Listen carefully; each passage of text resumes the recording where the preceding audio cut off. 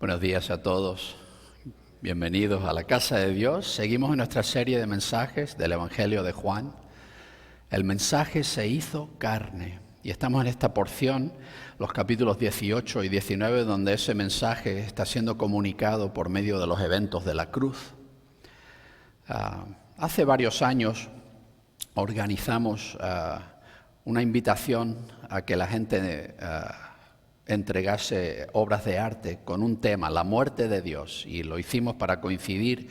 Yo estaba predicando a través del Evangelio de Marcos para coincidir con cuando llegásemos a la porción de Marcos que habla de la cruz. Y de hecho el cuadro que ganó el concurso lo tenemos colgado aquí afuera en el vestíbulo afuera.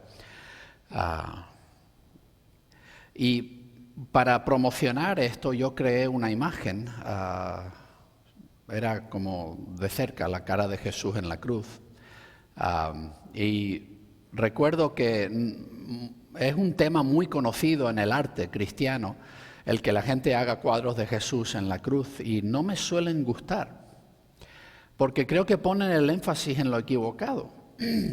Enfatizan mucho el sufrimiento físico de Jesús, enfatizan mucho y lo ponen muy demacrado, muy sufriente ahí, y a veces con una cara contorsionada de dolor, y muy delgadito, y hacen mucho énfasis en todo el sufrimiento. Y casi en estos cuadros muchas veces parece que Jesús es una especie de víctima que está siendo muy maltratado, y es cierto, todo eso, que Jesús era completamente inocente y lo que le hicimos en la cruz fue horrible, pero la cruz no fue una gran tragedia, fue un evento que Jesús mismo orquestó, fue un evento que Jesús mismo voluntariamente se entregó a ello, y lo que Jesús estaba haciendo en la cruz no era simplemente sufrir. Él estaba rescatando a toda la creación por su poder, y estaba derrotando todas las fuerzas del pecado y de la muerte en esa cruz. Así que cuando pienso en eso, pienso más en Jesús en la cruz con una mirada de determinación de lo que Él está logrando y haciendo. Vamos a seguir mirando el Evangelio de Juan, y creo que Juan enfatiza muy claramente esta idea de que Jesús en la cruz no es alguna especie de víctima, no es que Él pensó que las cosas iban a ir de otra forma y todo le salió mal, sino que cada punto, cada momento de todo esto que está sucediendo, Él está en control de todo, y Él está llevando a cabo el gran plan de Dios para rescatar a toda la creación, al cosmos, del poder del pecado y de la muerte. Así que vamos a ver cómo Jesús nos cuenta su muerte. Estamos en Juan capítulo 19, los versículos del 23 al 30. He titulado el mensaje de hoy Salvando el Cosmos. Vamos a empezar en el versículo 23. Así que los soldados, cuando crucificaron a Jesús, tomaron los vestidos de él e hicieron 4 partes, una para cada soldado. Y también la túnica. Pero la túnica era sin costura, tejida de arriba a abajo de una pieza.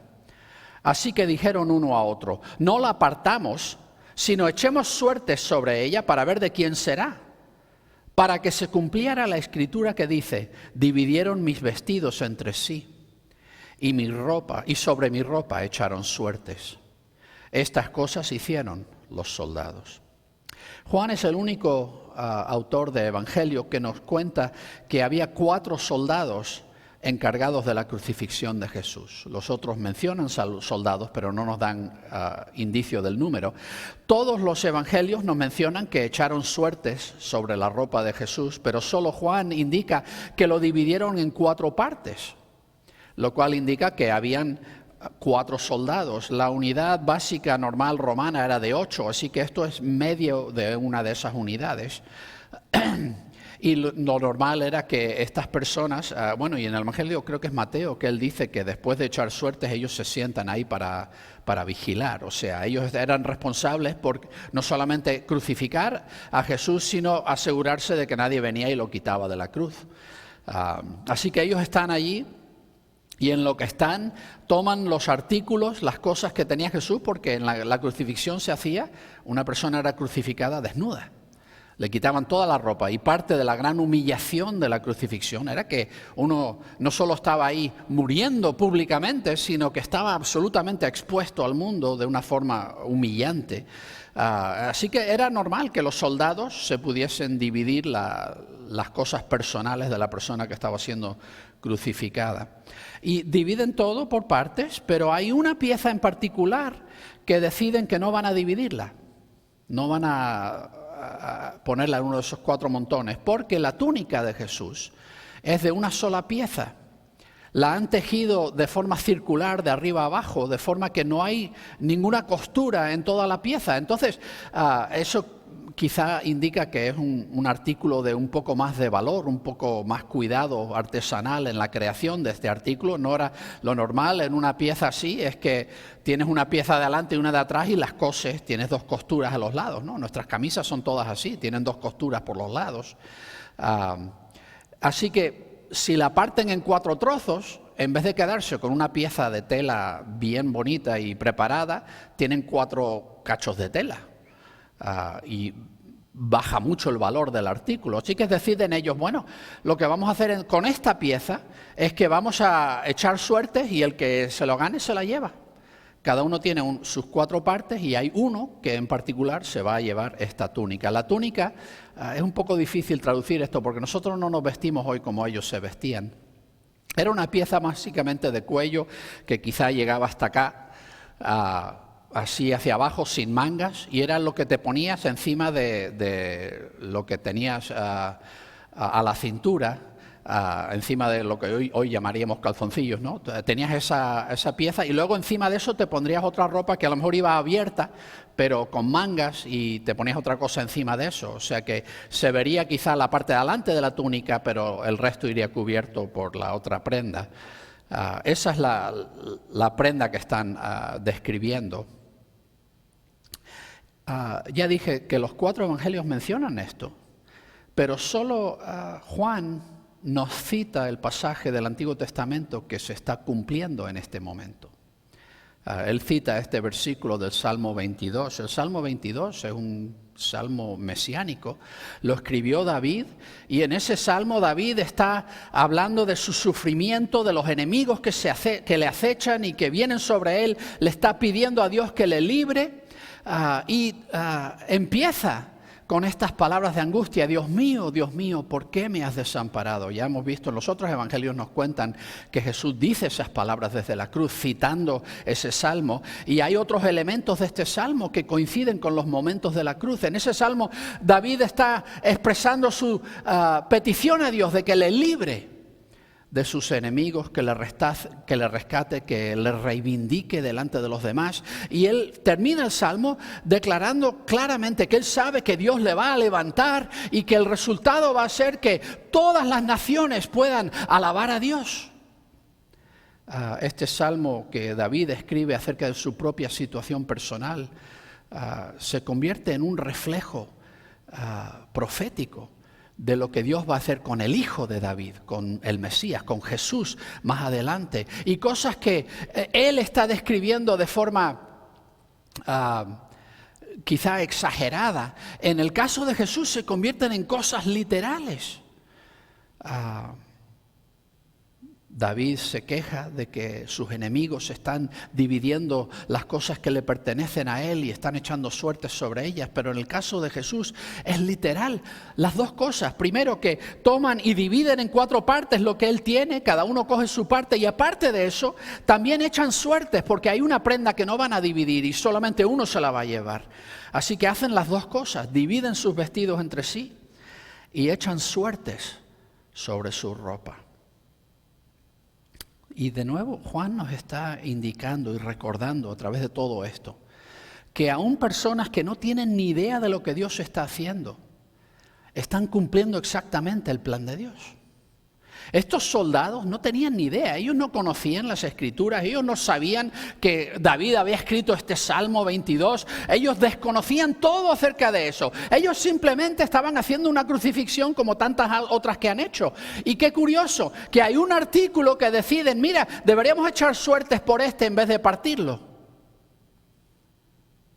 Ellos están simplemente haciendo las cosas sin pensar nada de ello, obrando de una forma completamente espontánea. Y sin embargo están cumpliendo perfectamente cosas que Dios había revelado más de 1000 años antes. David vivió como en el 1040, por ahí, antes de Cristo. Y en todo esto vemos claramente cómo Dios está en control absoluto de todo y está llevando a cabo este plan. Los 4 soldados que se quedaron la ropa de Jesús no tenían ni idea de que estaban cumpliendo profecías de más de 1000 años atrás. Piensa en eso. ¿Cómo te afecta al darte cuenta de que Dios obra sus buenos planes incluso a través de los actos involuntarios de aquellos que ni siquiera le conocen? Sigamos, versículo 25.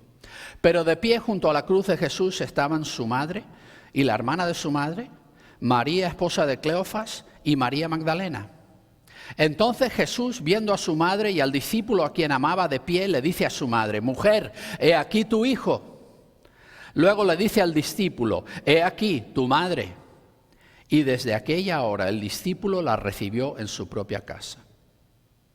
Es curioso, los 4 evangelios nos dicen que habían mujeres y personas al pie de la cruz, personas cercanas a Jesús, especialmente mujeres.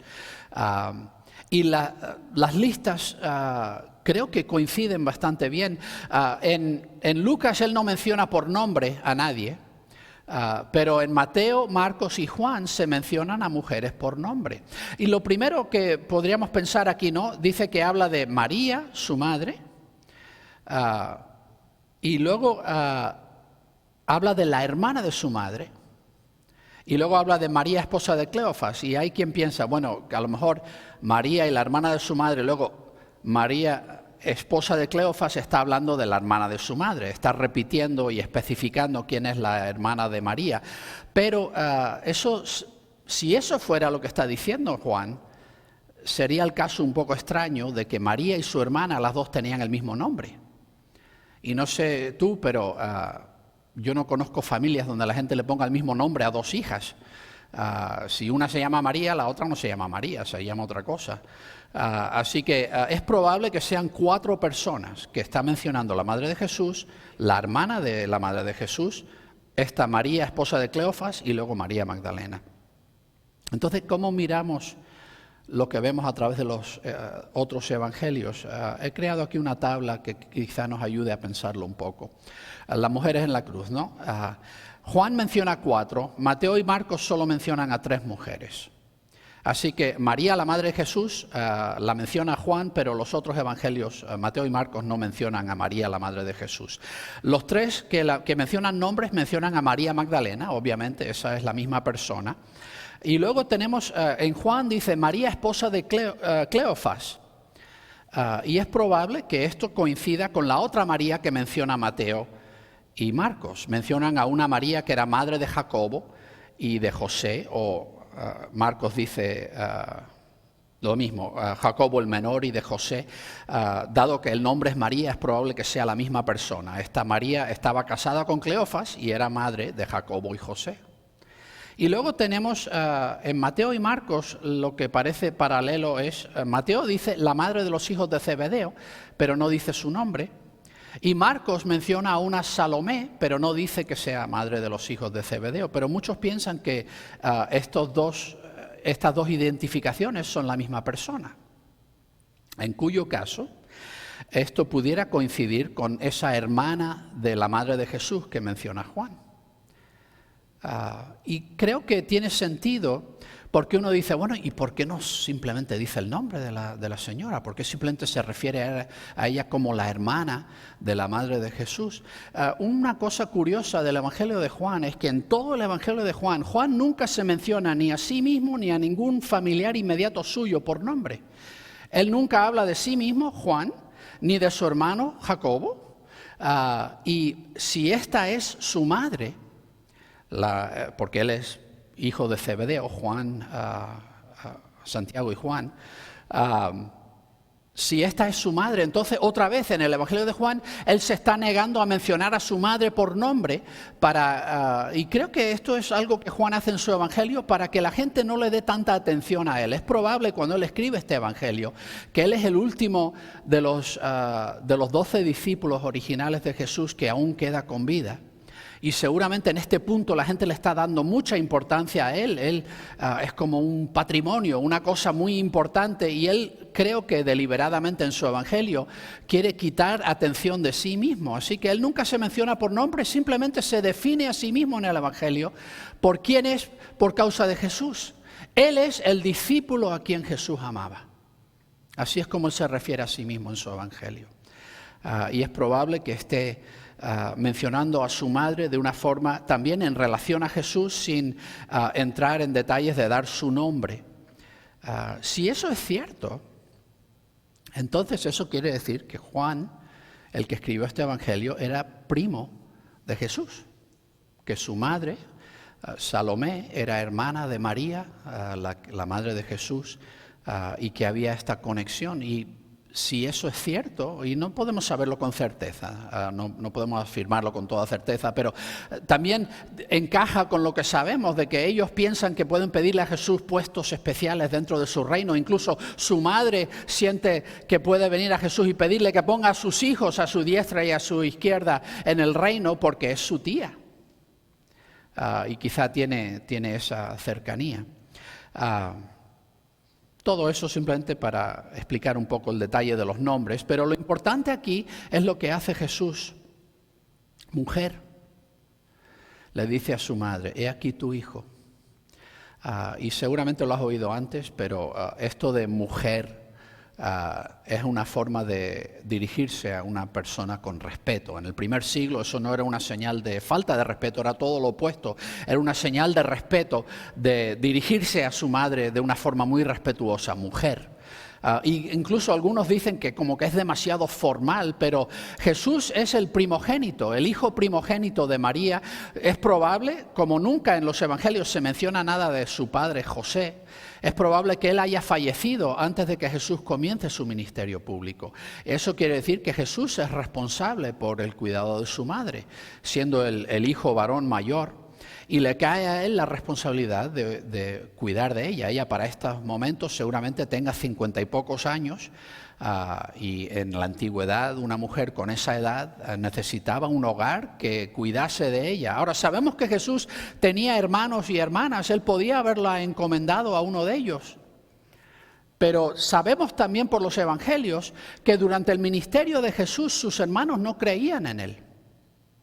No es hasta después de la muerte de Jesús que por lo menos 2 de sus hermanos llegan a la fe. Santiago, el que escribió la carta que tenemos en la Biblia, y Judas, el que también escribió otra carta que tenemos en la Biblia.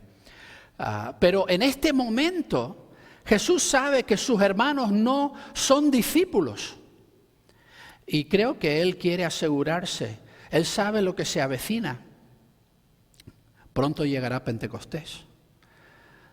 Y Él quiere que sus discípulos estén ahí juntos y que estén esperando y aguardando la venida del Espíritu Santo y lo que Dios va a hacer y el establecimiento de la iglesia y todo esto. Y Jesús quiere que su madre sea parte de eso. Así que Él se la encomienda no a uno de sus hermanos, sino a un discípulo. También si da la casualidad de que Juan es su primo, hay una relación familiar cercana que tiene sentido, ¿no? Él le dice esto y nota que Juan se refiere a sí mismo sin dar su nombre, el discípulo a quien amaba. Así es como él se describe en el Evangelio.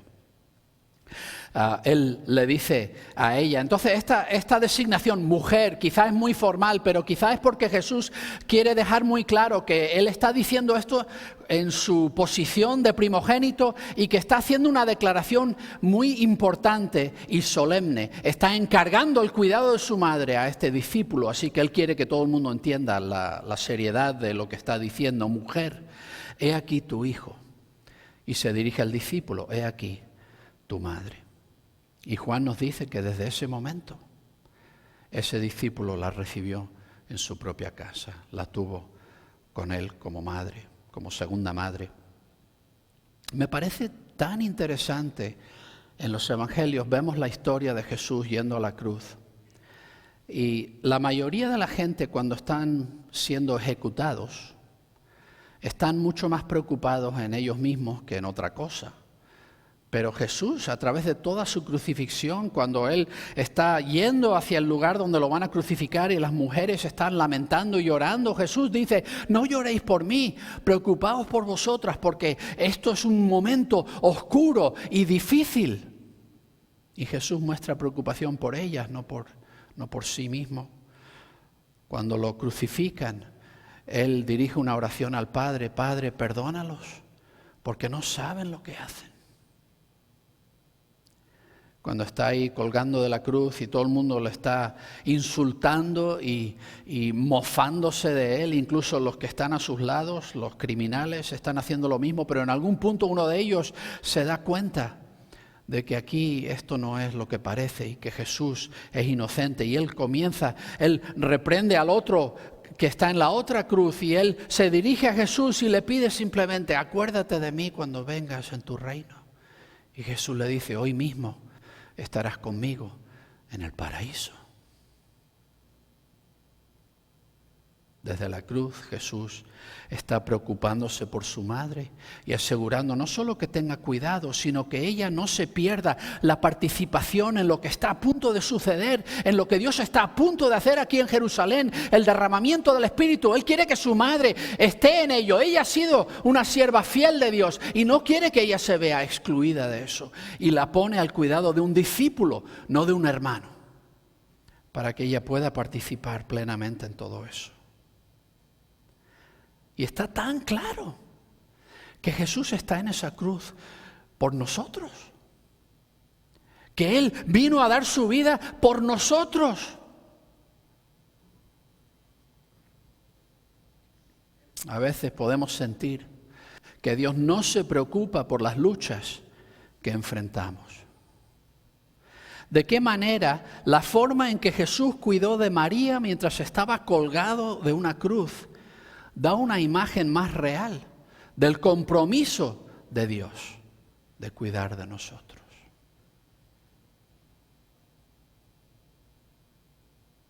Sigamos, versículo 28. Después de esto, sabiendo Jesús que ahora todas las cosas se habían consumado, para que se cumpliese la Escritura, dice: tengo sed. Había una jarra puesta llena de vino agrio. Así que le trajeron una esponja llena de vino agrio puesta sobre una rama de hisopo a su boca. Cuando Jesús recibió el vino agrio, dijo: consumado es. E inclinando la cabeza, entregó el Espíritu. Juan nos deja claro que Jesús sabe lo que está sucediendo en cada momento, y Él sabe cuándo llega el momento en que ha completado todo lo que Él tenía que completar en esa cruz. Cuando ha cargado plenamente con todo lo que tenía que cargar, y es el momento ya de entregar el Espíritu. Él sabe que todas las cosas se han consumado, todo ha llegado a su fin correcto.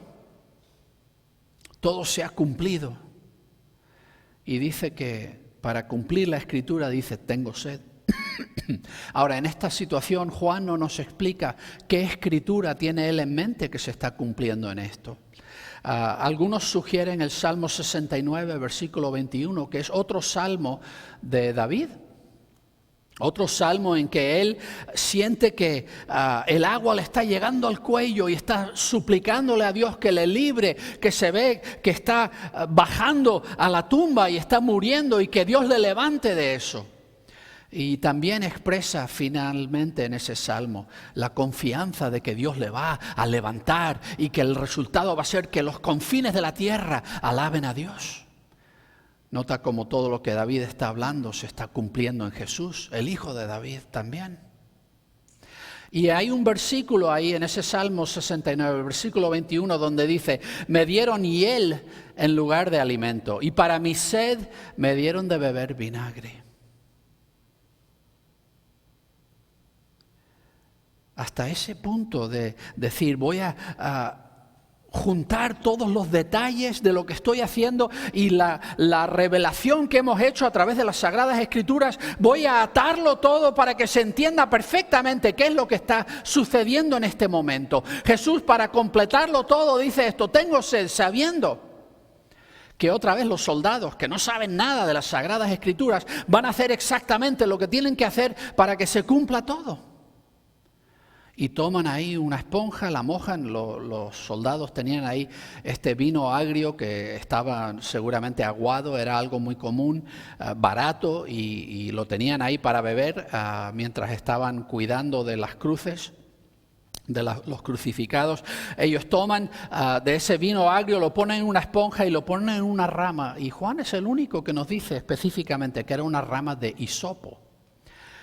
No sabemos exactamente qué planta era esa, diferentes personas sugieren una u otra planta de ese lugar del mundo, pero lo significativo de hisopo es que esa es la rama que se nos dice cuando la primera Pascua, lo que usaron para poner la sangre del cordero en el dintel de la puerta, lo cual les protegió del ángel de la muerte e inició su caminar, salida de esclavitud y una vida nueva siguiendo a Dios. Juan quiere que hagamos esa conexión, lo que Jesús está haciendo, derramando su sangre en la cruz. Él es el Cordero de Dios que quita el pecado del mundo, ya nos lo ha dicho Juan al principio de su evangelio. Y ahora Él está haciendo lo que ha dicho que va a hacer, está quitando el pecado del mundo y nos hace mentalmente esta conexión. Le traen esa esponja con una rama de hisopo y recordamos esa idea de poner esa sangre en el dintel. Y de que eso nos libra de la muerte. Cuando le dan a beber ese vino agrio, Él dice: ya, se acabó, ya he hecho todo lo que tenía que hacer. Consumado es, terminado es, completado es. La palabra griega ahí es la forma verbal de esta palabra telos, el fin de algo, en el sentido de la meta final de algo, lo que completa algo. He completado todo lo que tenía que completar. He terminado, he llenado hasta arriba lo que hacía falta llenar. Y está todo completamente logrado. Una vez que llega ese momento y Jesús lo declara, inclina su cabeza y entrega el Espíritu. Muere. Jesús no simplemente se desmayó, murió. Y Él experimentó por nosotros la muerte, para derrotar en su muerte a la muerte misma, para hacer posible dar muerte a la muerte. Completó el plan perfectamente. Jesús dio su vida para rescatar al cosmos del pecado y la muerte. Quiero que pienses en esto. ¿Cómo ha afectado esto tu vida?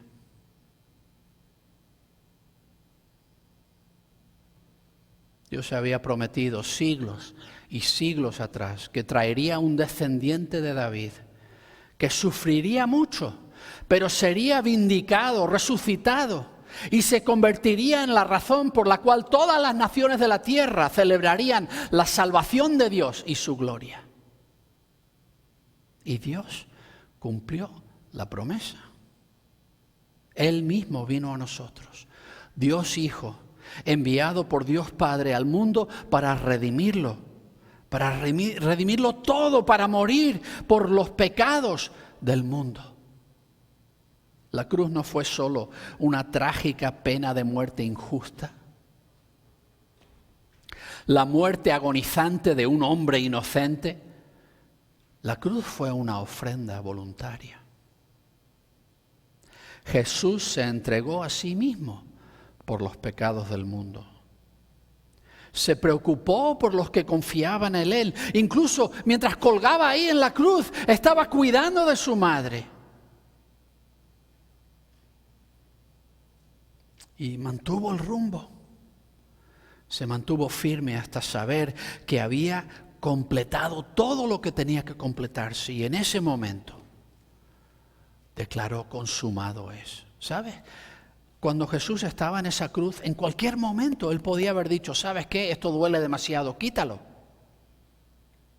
En cualquier momento Él podía haber llamado 10 legiones de ángeles para bajarle de la cruz.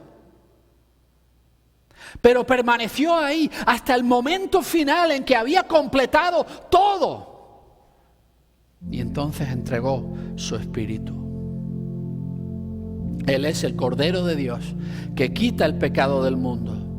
Y si tú confías en Él, si tú pones tu fe en Él y le sigues a Él, Él también quitará tus pecados. Él también te dará a ti vida abundante y eterna. Vamos a orar. Señor Jesús, gracias por venir a nosotros. Gracias por hacer todo lo necesario para rescatarnos. Danos el valor para confiar nuestras vidas a tu cuidado, para entregarnos a ti sin reserva. Y toma tú nuestras vidas en tus manos y haz de ellas todo lo bueno que tú tienes en mente. Te amamos, Señor Jesús, por todo lo que hiciste por nosotros, todo lo que sigues haciendo por nosotros hoy. Gracias por dar tu vida por rescatarnos. Es en tu nombre, es por tus méritos, por tus logros, Jesús, que lo pedimos todo.